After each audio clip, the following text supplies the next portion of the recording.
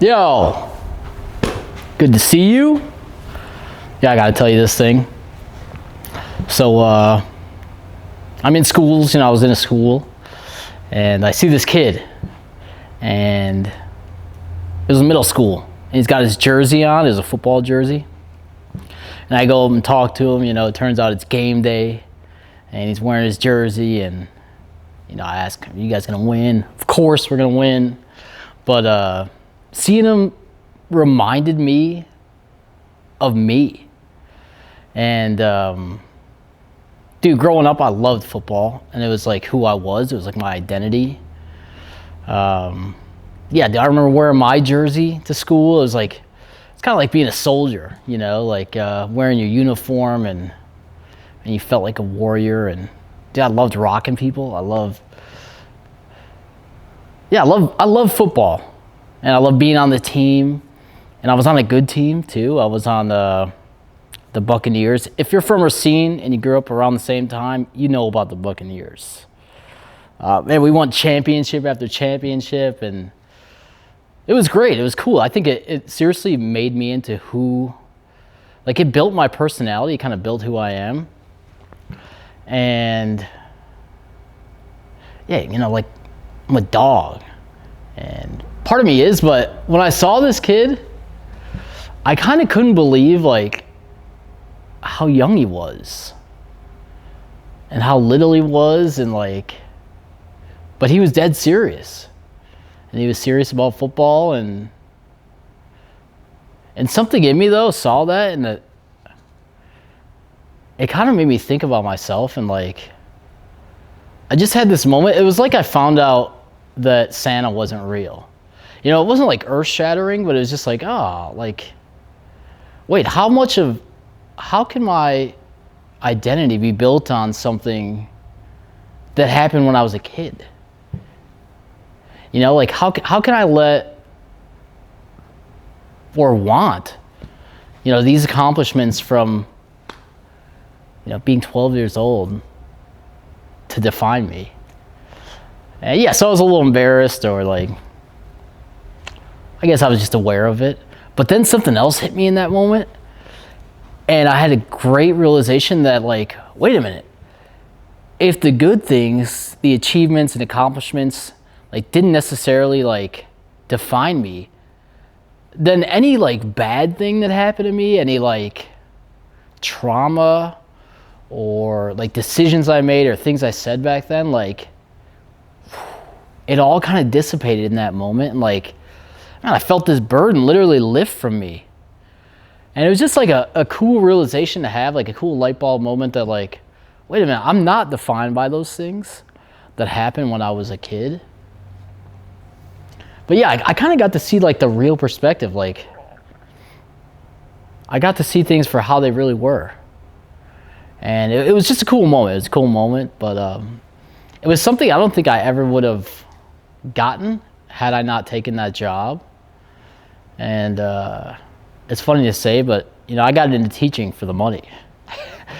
That's how broke I am, that I got into it for the money. But no, it's funny, like, God will use something to kind of get you in the door. And I think it worked in my schedule. I was doing the YouTube thing and the podcasting, and it fit nicely where I could pick up a shift here and there. But yeah, it's kind of to me like going to church because you like a girl there, like there's a pretty girl there.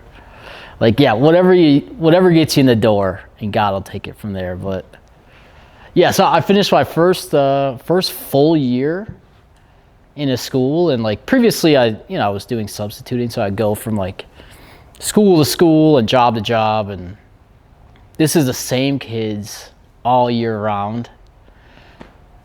And yeah, it was a middle school, so it was actually Grand Rapids Public Museum Middle School, which it's kind of like Hogwarts in a way. Like, you almost wouldn't know there was a school there unless you knew.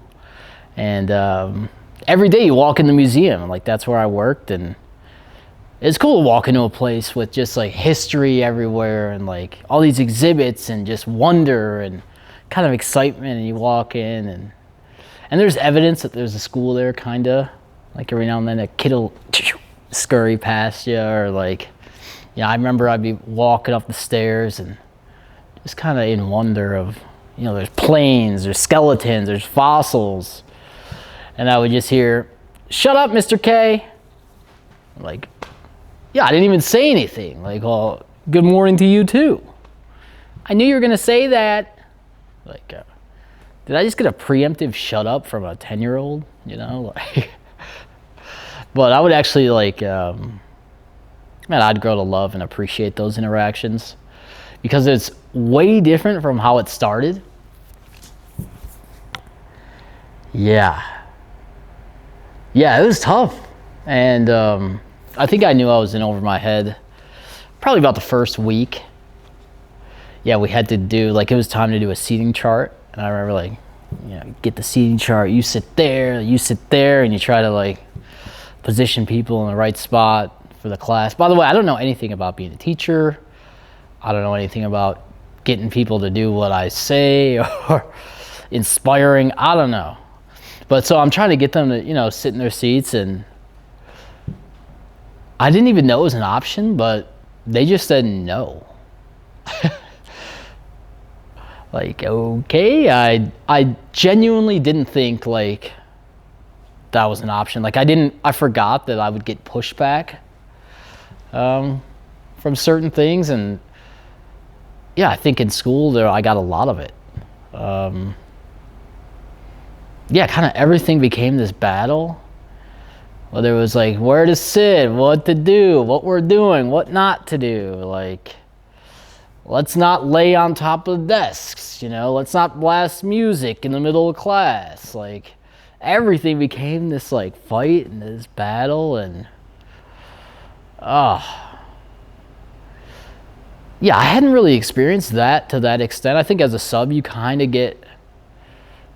don't get too much of that because you're there for a day, you talk to a couple kids, you tell a couple jokes, you move on. You're not really telling people what to do, or you try to do what the teacher has set aside, but really everyone kind of knows it's let's just do our best. But I did have some situations where I had to be assertive, I guess, but they were different. It was actually one of my first days. It was a 6th grade class, and out of nowhere this kid literally stands up. He's this massive giant kid too. He picks up his chair and just hits another kid square in the head. And it wasn't a folding chair. This is this kid took a corner right to the head. But dude, so I had to break it up and try to wrestle this kid. And but basically I'm just saying I never really had to don't do, you don't really have to do that. You kind of get to be more of a cool uncle. And that's a position I know and like. But so it was difficult too. Also, I think it was tough finding my own spot because, it's a Spanish class, and I don't speak any Spanish. I literally don't. They knew more Spanish than me,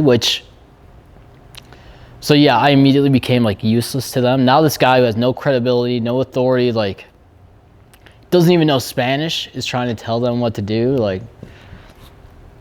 No. So it was tough to kind of find my role and where I fit in.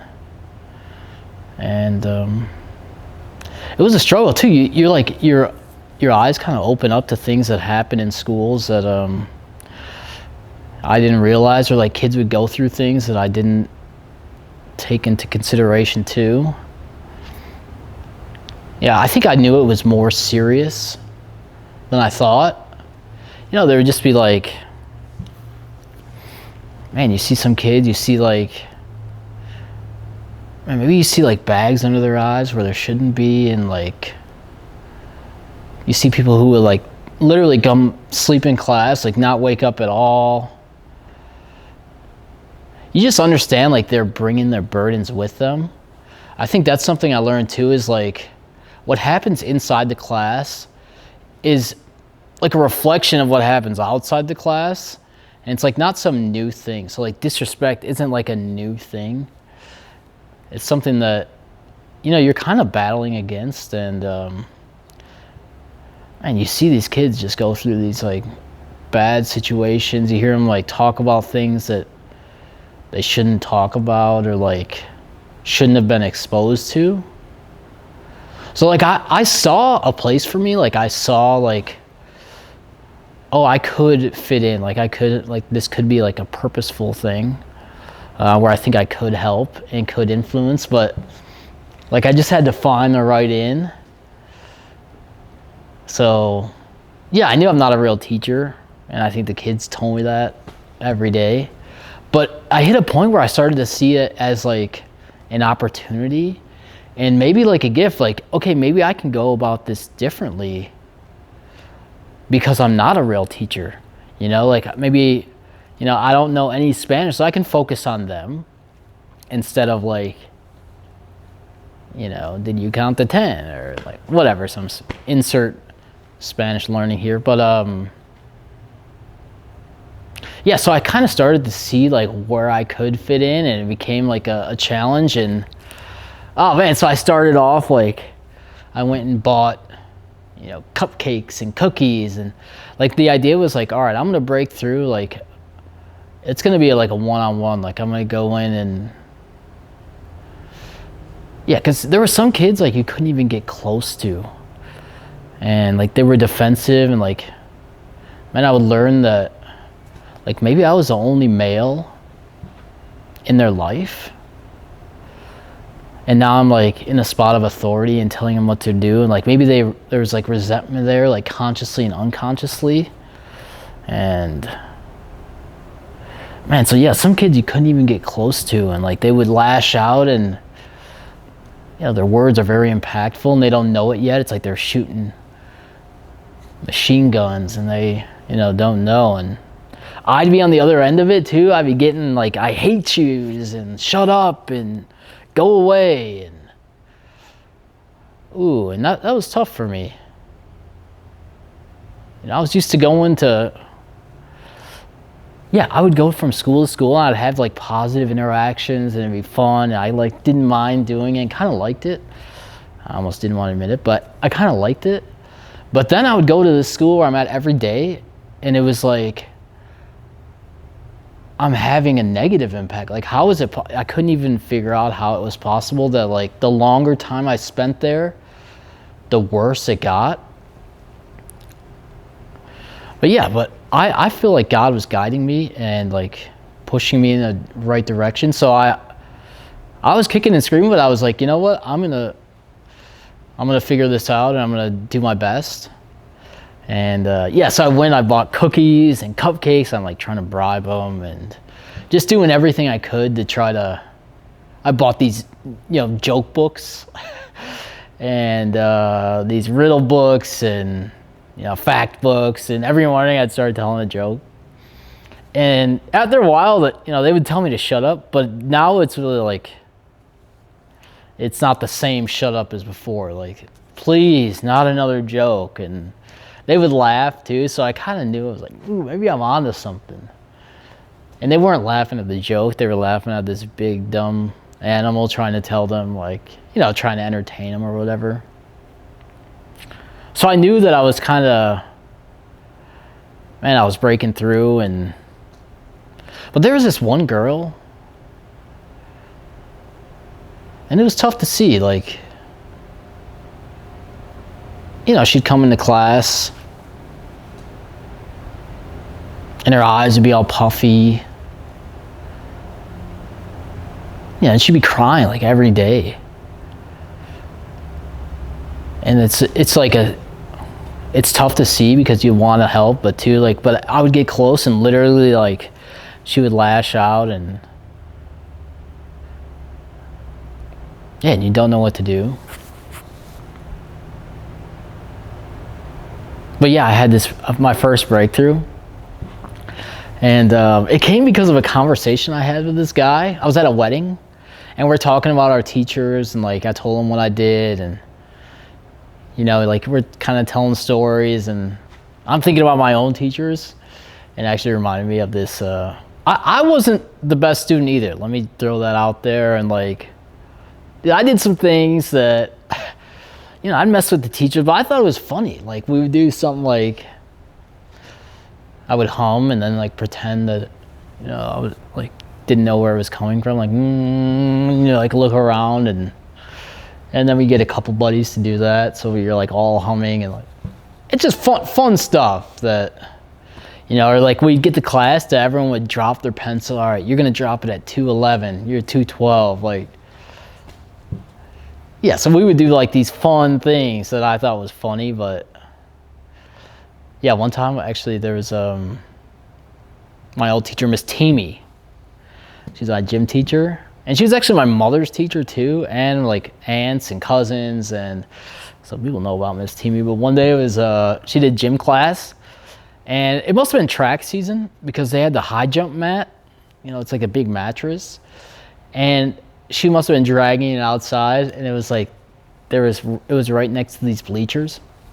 And class starts, I immediately run over there, run to the top of the bleachers, and she literally yells from across the gym, "Do not do that." And it was like a movie. I remember getting up there and like looking at her, smiling, and just falling back. Oh, I got kicked out of there so fast. And like 20 kids behind me ended up jumping too. But so I did some of my own things with teachers, and I didn't listen either. And so, man, I understand.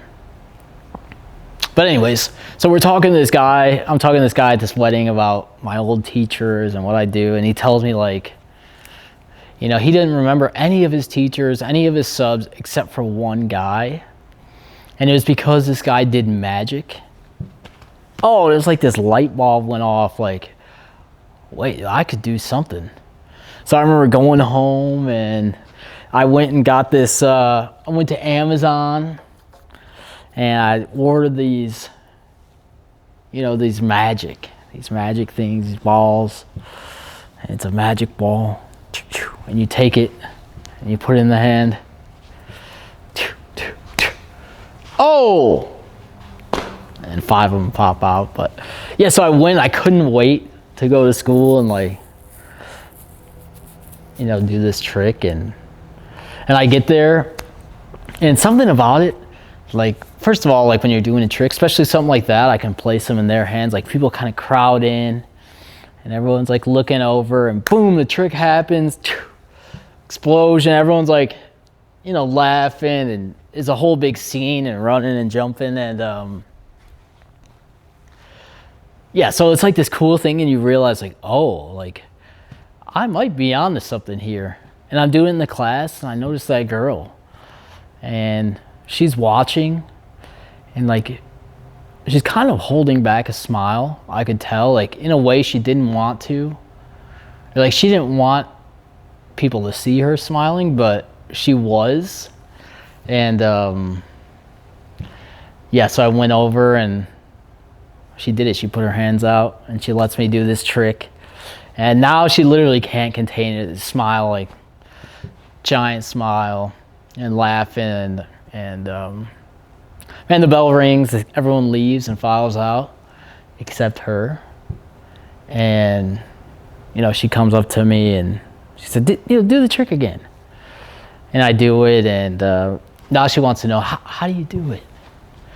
And I say, well, a real magician never reveals the trick.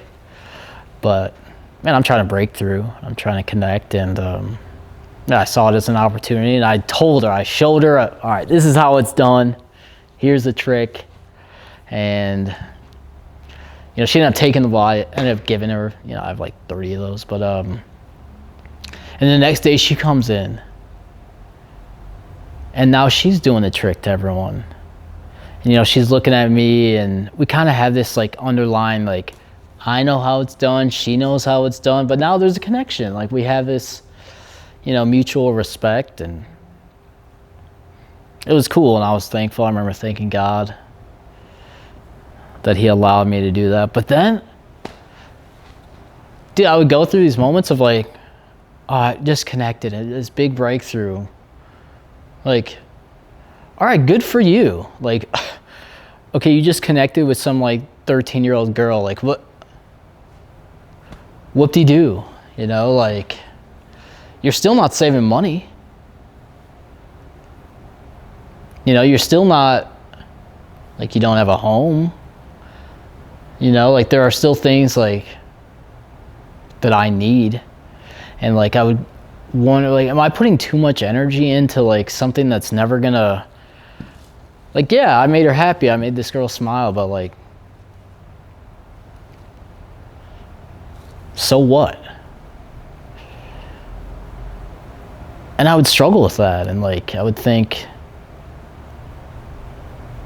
man, if I was in a sales job or if I was in some other job, like, could I,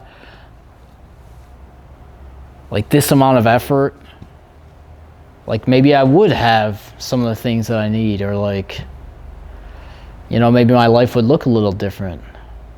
So I felt like I would come like in and out of purpose, like these cool breakthroughs. I put so much, invested so much in, and then it's like, what, do you want a cookie? Like, you know, that's kind of the problem too, is like, you almost don't know what impact you're having. Like, will this girl even remember? Or like,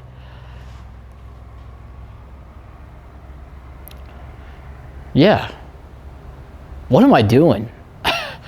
You know, like, am I even on the right track here? And yeah, so I just have these kind of moments, and God is good though. And yeah, I think he would confirm things to me and show me, and like he gives you little nuggets here and there, and like to kind of keep you going. And one day I got this confirmation that I was on the right track. And just an example, so like when I say a confirmation, I just mean like a, you know, like God affirms this thing. Like some people say it's like a God wink, you know, or like a God moment, or yeah. So as an example, I'll give you one. Like, a buddy of mine passed away, and unfortunately, like, that's not a new thing, especially where I've come from and like the people I know. Like, yeah, it kind of started happening a lot, or enough, and I stopped going to funerals. You know, that's not how I remembered them. That lifeless body, like this family, they don't even know me. Like, I knew him, I didn't know the family. So I kind of had stopped going, but man, this good friend of mine passed away, and I just felt like, dude, I have to go. And yeah, so I went, I drove there. It was like Detroit. And it was tough, it sucked.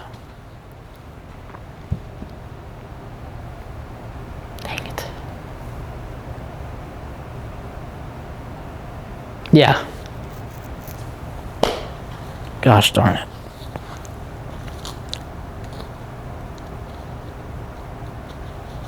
It's not even about this. Yeah, 2 seconds into the funeral.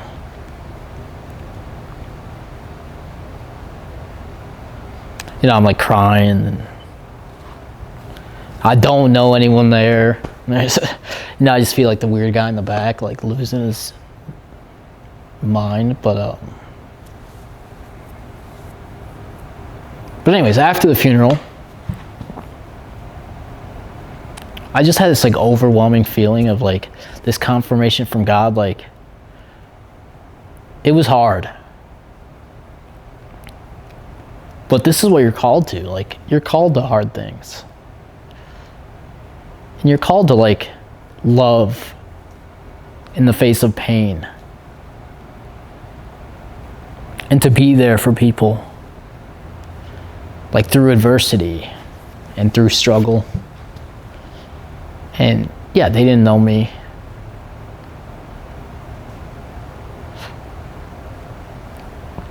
But they got to see that, gosh darn, that this guy had an impact on me. The story's not even about this. I don't know. But anyway, so I get this confirmation that this is what we do, man. This is what we do as believers. We're there for people. And it was just God showing me I'm on the right track. So I got one of those a confirmation regarding like, you know, being in the schools and my job, and it came at a track meet. I went to a track meet, and middle school track meet, and I get there and there's like hundreds of kids, and I'm walking around, and then this group of, you know, museum middle schoolers, kids from my school, they run up, Mr. K. And dude, anytime someone is happy to see you, it's a good thing. Especially, like I said, from where I started. But you know, they come up to me, and the first one's like, let me get $5 for a Gatorade. And like I got to say, well, my dad always said to me, like, you know, what do you think, money grows on trees? Do you think I'm made of money? Of course, I fork it over. And then another one's like, are you going to see my race? It's at 5. Like, mine's at 6. And, you know, I'm talking to them, and, like, I'm kind of hyping them up, and I'm excited. They're excited. And, you know, they're going to go get ready for the race. So I'm going to go to the bleachers. And, you know, I remember going to the bleachers and sitting there and, like, watching them. And while they're getting ready for the race, like, I kind of see them, like, you know, checking, looking, seeing that I'm there, and like, you know, and as the race got closer, you know, I started to get excited, and, you know, I see them like it's time, like the race is happening. So I get off the bleachers, I come down. Yeah, you know, just start on your mark, get set, gun blasts off. They take off. Now I'm yelling. I'm literally like, you know, all excited, cheering for them, clapping. And yeah, I'm right there when they cross the finish line. I'm right there, I'm clapping, I'm excited. I go over, I talk to them, give them a big high five. You know, they're sitting there like, I should have won. I had a bad start. And of course, like, dude, I could care less if they won, but I was just happy to be there. I was excited. Yeah, and I went back to the bleachers, and I'm sitting there, and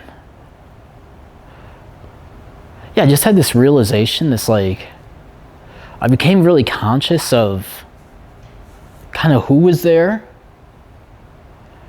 but in a way who wasn't. And I saw like a vacancy, a gap, like a spot that needed to be filled.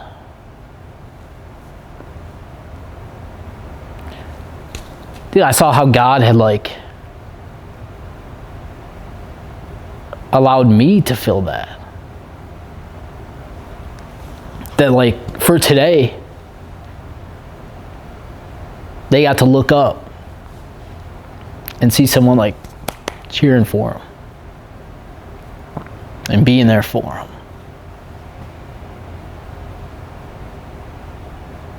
Yeah, so it was just this cool moment. Man, this confirmation that like today he did have an impact, and like you are on the right track, and you got to stand in for someone that didn't have someone, who's happy to see you. And man, that day I saw like what a gift it is to have people to care about and to look after and like to stand in the gap with.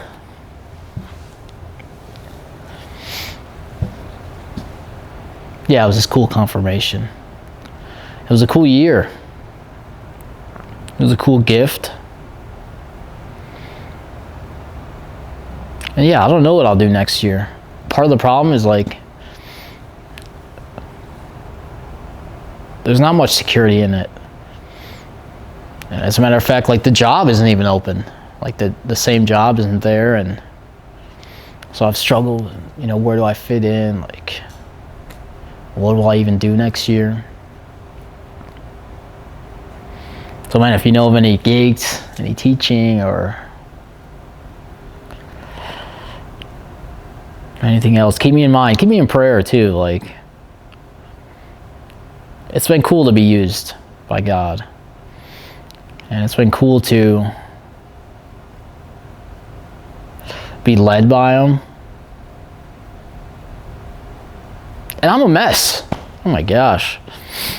I struggle, and I come in and out of faith, and I lose sight. But God is good, and He's always provided.